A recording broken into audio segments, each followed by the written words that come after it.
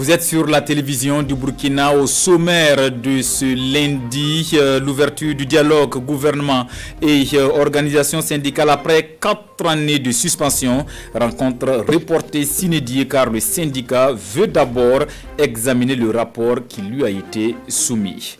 Également à la une, le jeûne d'Arafat ce 19 juillet, 9e jour du dernier mois du calendrier musulman. Il le faut selon les recommandations du prophète pour l'expiation de 2 années de péché. Explication dans un instant. À l'international, l'Allemagne endeuillée par des inondations catastrophiques, plus de 190 morts enregistrés et d'énormes dégâts matériels. Reste à présent le nettoyage, le difficile nettoyage de la boue. Voilà pour le menu de ces 13 heures, mesdames et messieurs, bienvenue. Après 4 ans de suspension, le gouvernement et les organisations de la société et les organisations syndicales se sont retrouvés à nouveau autour d'une même table pour échanger sur les préoccupations du monde des travailleurs. Ce cadre de dialogue officiellement ouvert ce matin par le Premier ministre va statuer sur le cahier de doléances 2017-2021. L'ouverture des travaux avec Moussa Ouedraogo et Abdelaziz Yagibo. Gouvernement et syndicats de travailleurs autour de la même table pour renouer le fil du dialogue et amorcer un nouvel élan vers la normalisation de leurs rapports. Les deux parties se parlent de nouveau pour des solutions justes et consensuelles. Des solutions à même d'améliorer conséquemment les conditions du monde des travailleurs tout en sauvegardant l'intérêt supérieur de la nation. Ce nouveau départ, après 4 ans de suspension, donne tous les motifs au chef du gouvernement d'afficher une satisfaction. Christophe-Marie Dabiré qui promet une exploitation judicieuse des recommandations qui sortiront de ce cadre de dialogue et de concertation. Le dialogue social doit être permanent avec les travailleurs et avec le patronat, de manière à ce qu'on puisse s'accompagner pour construire ce pays, créer des emplois, créer des richesses et remettre notre pays sur le sentier de la croissance. Et je voudrais vraiment me réjouir que les organisations syndicales aient repris langue avec le gouvernement pour que nous puissions aller de l'avant.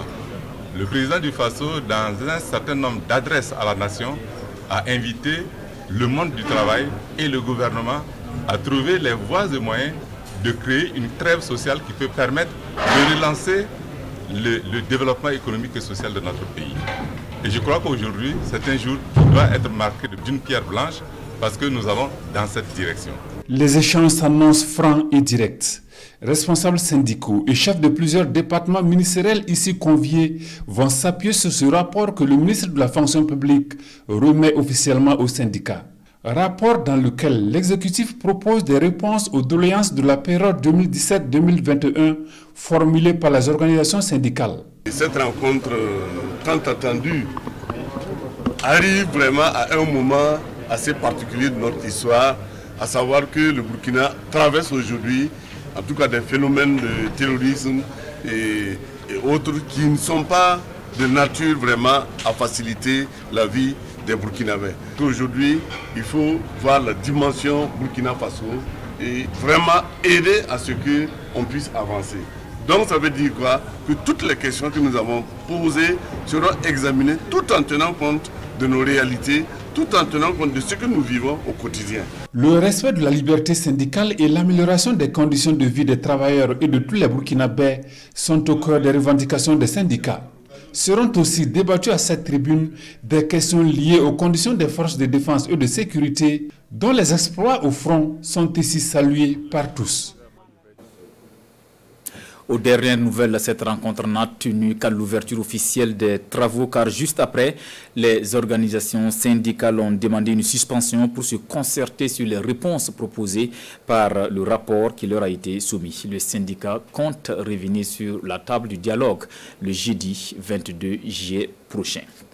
On s'intéresse également au dossier CENI. Les membres du Conseil constitutionnel ici en images se sont réunis ce lundi matin en audience solennelle pour la prestation de serment des nouveaux commissaires de la Commission électorale nationale indépendante. Une audience qui, à peine ouverte, s'est refermée après quelques minutes.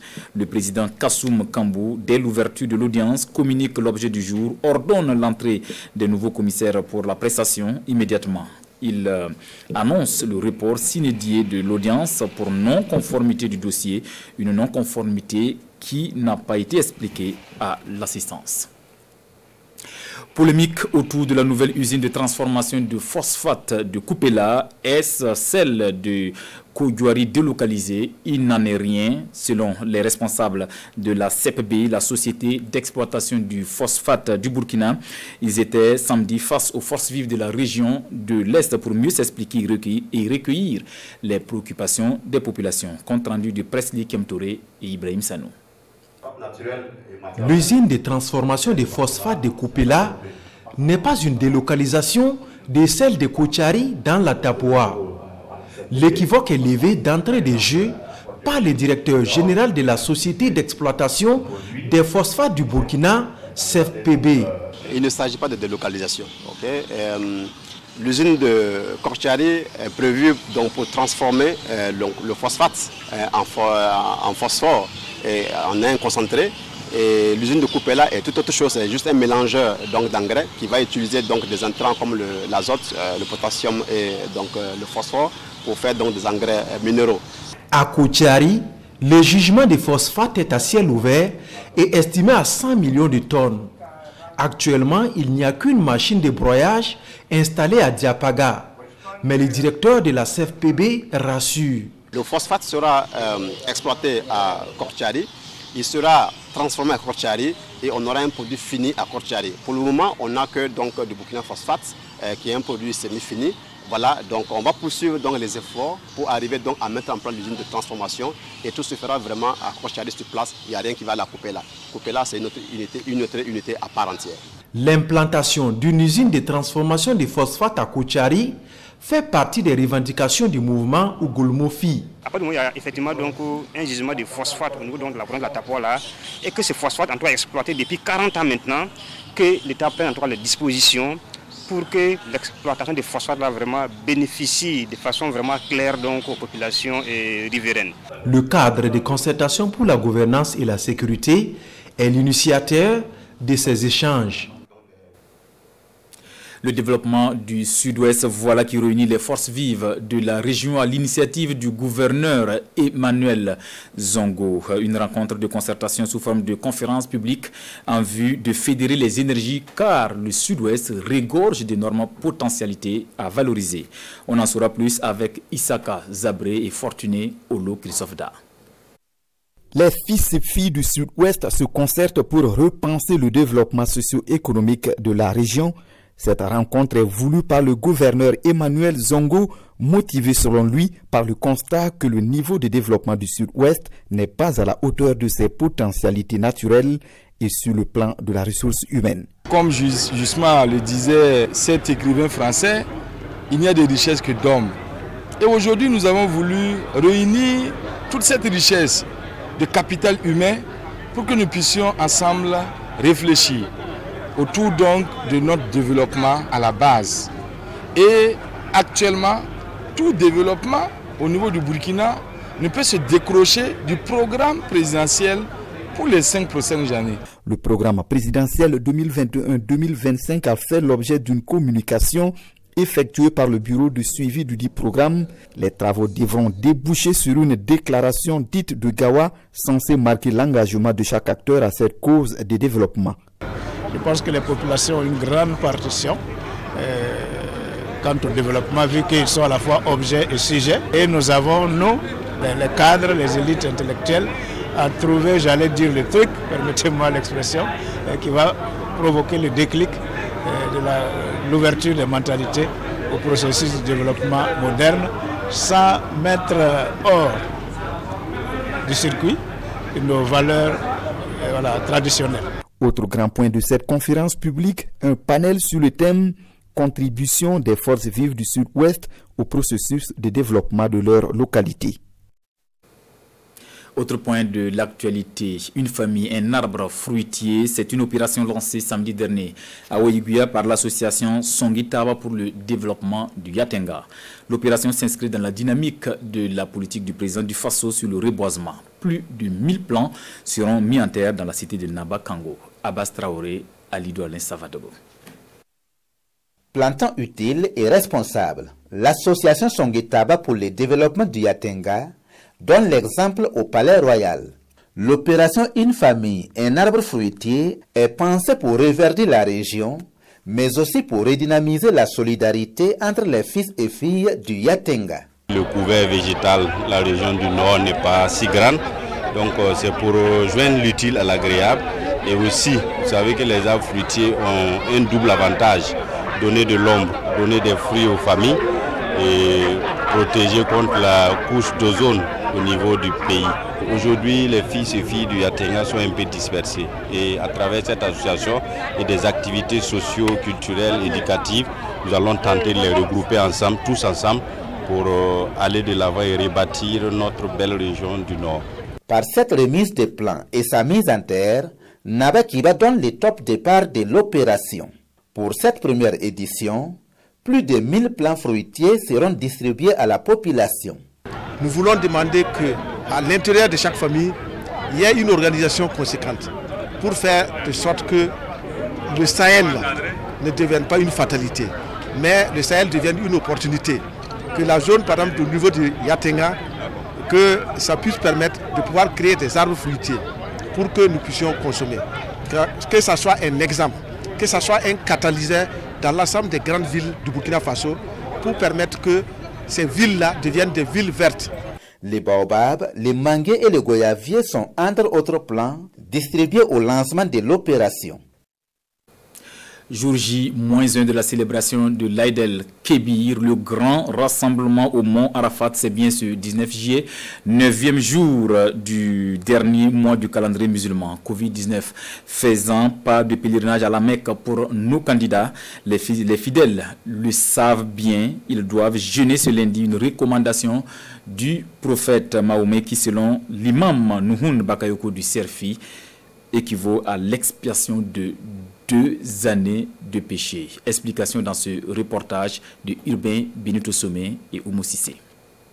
Ce lundi 19 juillet correspond au jour d'Arafat, 9e jour de Zul-Hijja, le dernier mois lunaire du calendrier musulman. Une journée durant laquelle se déroule le grand rassemblement des pèlerins au mont Arafat. Une journée également où il est recommandé à tous les musulmans qui n'accomplissent pas le pèlerinage à la Mecque de jeûner. Parce que les pèlerins ne jeûnent pas le jour d'Arafat. Mais tous les croyants musulmans à travers le monde qui peuvent jeûner le jour d'Arafat, le prophète Mohammed sallallahu alayhi wa sallam a recommandé de jeûner parce qu'il a dit le jour d'Arafat est le meilleur jour. Le meilleur jour accordé à la communauté de Mohammed sallallahu alayhi wa sallam. Et quand tu jeûnes pendant ces jours-là, Allah subhanahu wa ta'ala, par miséricorde, il prend l'engagement de t'absoudre les péchés de 2 années. Une année passée, une année en cours. C'est donc une grâce qui est accordée à la communauté musulmane ce jour, selon l'imam Nuhun Bakayoko. Une journée qui doit être mise à profit par la communauté musulmane burkinabé pour implorer le Seigneur, surtout dans ces moments d'insécurité. Il est bon d'abord qu'on profite de ces moments privilégiés, que ce soit les 10 jours de Zul-Hijja, que ce soit le jour d'Arafat où on jeûne, que ce soit le jour de la Tabaski. C'est vrai, c'est une fête, mais c'est un moment également d'imploration du Seigneur. Il faut que tous les croyants, on implore Allah subhanahu wa ta'ala, parce que c'est Allah qui va donner la solution réelle à tous ces problèmes-là.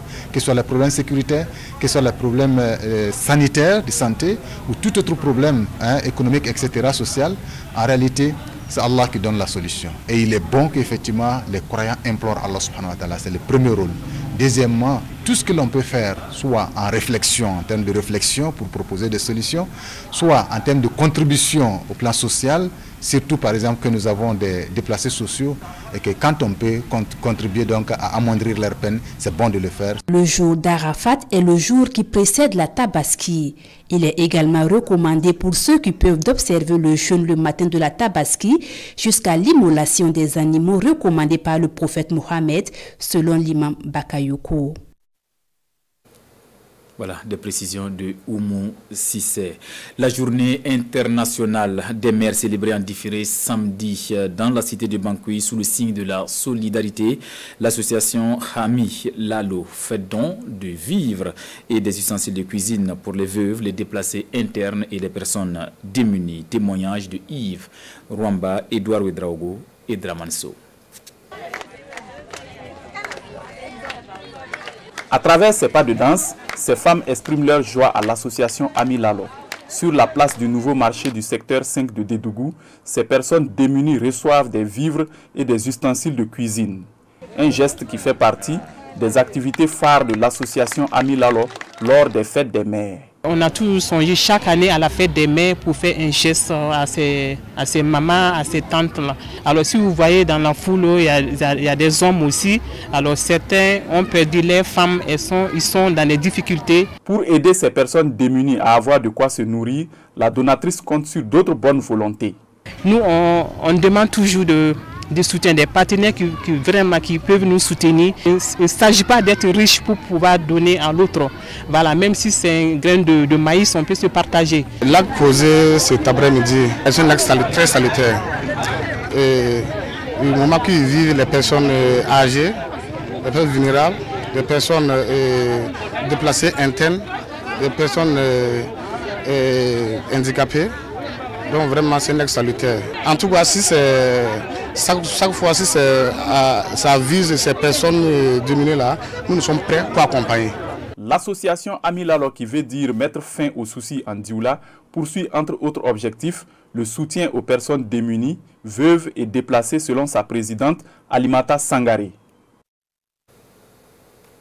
Le 18 juillet de chaque année, date historique voulue par l'UNESCO depuis 2009 pour rendre hommage à Nelson Mandela, militant de la cause anti-apartheid, devenu président de la nation arc-en-ciel après 27 ans de prison.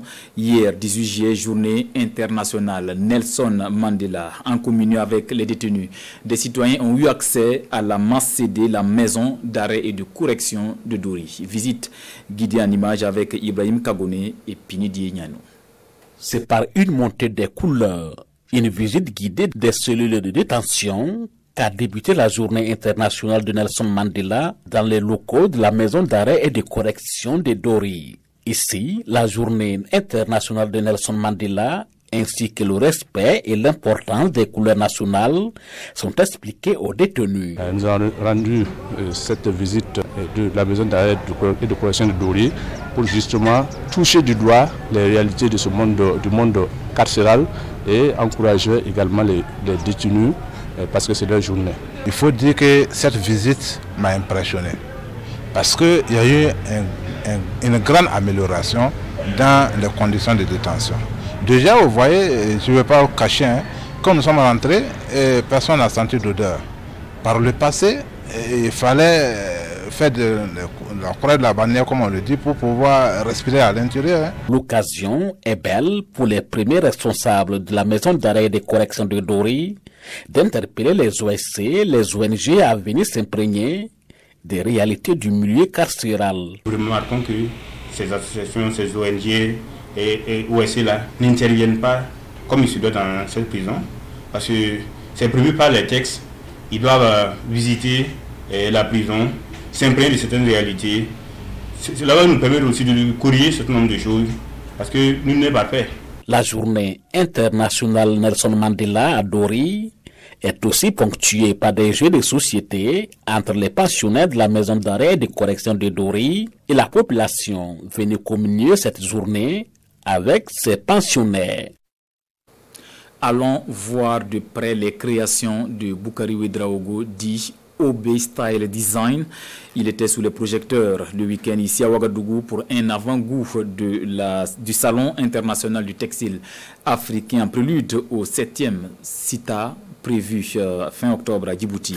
OB Style Design à la soirée podium du CITA, la vitrine du textile africain. Bernard Kombelem, Ahadi Sandamba. Magnifier le textile africain et l'œuvre des couturiers, c'est l'objet de la présente rencontre qui réunit à cette soirée podium les acteurs du Salon international du textile africain CITA. Une soirée qui, à son acte 3, permet de placer les couturiers et mannequins sous le feu de la rampe dans l'espoir de contribuer un tant soit peu à la consolidation de leur notoriété nationale et internationale. Nous avons initié la soirée qui est un carrefour du rendez-vous entre le styliste et en tout cas les grands consommateurs, les amoureux du textile africain. Voilà, donc ces deux soirées, nous sommes à l'acte 3. Voilà, ces 3 soirées en tout cas nous ont permis de découvrir encore les créations de nos différents stylistes. Des stylistes vraiment haut de gamme, des stylistes de renom qui font en tout cas la fierté du Burkina, sinon la fierté de l'Afrique. La meilleure façon d'accompagner ces millions de Burkinabés qui travaillent dans le secteur du textile, c'est d'encourager des initiatives comme ça. C'est de travailler à ce que nous puissions valoriser ce que nous produisons. C'est la seule manière de faire de telle sorte que notre économie puisse être productive et que nous puissions engranger suffisamment de ressources pour pouvoir accompagner le développement du Burkina. Au programme, un défilé de mode qui s'est fait en 3 passages, avec un mélange de couleurs et de savoir-faire de la collection de 3 styles, porté par les mannequins. La première collection est baptisée collection intégration africaine. Pourquoi intégration africaine? Quand vous voyez, c'est des textiles, c'est le métissage du tissu traditionnel africain à travers le textile local qu'on a présenté cette collection qui est intégration africaine. Et puis la deuxième collection qui est une collection quotidienne qu'on a baptisée haute couture. Pourquoi haute couture? C'est le temps de travail artisanal derrière une œuvre qui donne la haute couture quand on le vend à des séries limitées. La soirée Podium Cita s'est soldée par une exposition vente des tenues du styliste du jour. C'est d'ailleurs le ticket d'entrée à ces soirées. Rendez-vous est donc pris le week-end prochain pour l'acte 4 de la soirée Cita. Dans l'actualité hors de chez nous, l'Allemagne meurtrie par les récentes inondations qui ont fait plus de 190 morts. D'autres pays d'Europe comme la Pologne, la Suisse ou encore la Hollande ont aussi subi la furie des eaux avec à la clé des morts, des blessés et d'énormes dégâts matériels. Les eaux se sont retirées au 4e jour, mais la boue restée est difficile à nettoyer. Regardez. 4 jours après les inondations catastrophiques qui ont ravagé leur ville et fait de nombreux morts, les habitants de Bad Neuenahr-Ahrweiler vident leur maison de la boue, de tout ce qui a été saccagé. Les voisins se sont réunis pour s'entraider. Il y a aussi beaucoup de bénévoles qui sont venus nous aider et qui nous fournissent de l'eau, du café, de la nourriture et je les remercie du fond du cœur. Et il y a aussi le conducteur de pelleteuse qui est venu avec la pelleteuse de son entreprise et qui bénévolement fait des allers-retours 13 heures par jour depuis avant-hier pour transporter nos déchets hors de la rue. Cette zone de Rhénanie-Palatinat dans le sud-ouest de l'Allemagne est l'une des régions les plus sinistrées. On y déplore la perte de 112 personnes sur un total de 160 dans le pays. La chancelière allemande a promis une aide d'urgence d'au moins 300 millions d'euros qui sera présentée mercredi par le gouvernement avant un vaste programme de reconstruction de plusieurs milliards d'euros. Mais pour les milliers de personnes qui ont perdu leur maison, la reconstruction semble pour l'instant bien loin. En Belgique, un nouveau bilan de 31 morts a été établi hier soir par les autorités qui disent rechercher encore 163 citoyens. Les pluies torrentielles ont dévasté une grande partie de l'Europe occidentale. Dans des centaines de villes et villages du Pays-Bas, le nettoyage a commencé lorsque les fortes pluies ont cessé et que le niveau des eaux a commencé à baisser. Des régions de Pologne, de République tchèque, du Luxembourg et de Suisse ont aussi été touchées par des précipitations records. Le long travail de nettoyage commence à peine. Voilà pour l'essentiel de l'actualité de cette mi-journée. Merci de votre fidélité à la télévision du Burkina. À bientôt.